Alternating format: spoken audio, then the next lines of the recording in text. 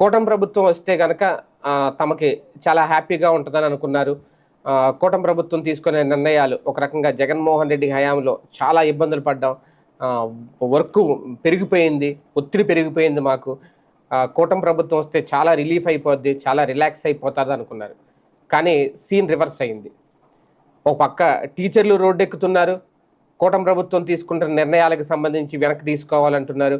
ఒక పక్క పంచాయతీ ఉద్యోగులు కూడా వాళ్ళకు వస్తున్న పని ఒత్తిడితో తెగ ఇబ్బందులు పడిపోతున్నారట. ఈ P4 కార్యక్రమం వచ్చిన తర్వాత పంచాయతీకి సంబంధించి ఆ సెక్రటరీలు ఎవరైతే ఉంటారో వాళ్ళ మీద ఈ మార్గదర్శులను మీరే చూడాలి అంటూ ఒక బాధ్యత పెట్టడం. ఒక్కో పంచాయతీ కార్యదర్శి మినిమం ఒక 2 మార్గదర్శులైనా చూడాలి, వాళ్ళ ద్వారా బంగారు కుటుంబాలని తయారు చేయాలి. అంటే ఇదంతా ఒక అనవసరమైన ఒత్తిడి. అలాగే జగన్మోహన్ రెడ్డి ఉన్నప్పుడు ఒక వాలంటీర్ వ్యవస్థ, ఒక సచివాలయ వ్యవస్థ అనేవి ఉండేవి. ఇప్పుడు కూడా సచివాలయ వ్యవస్థ ఉంది.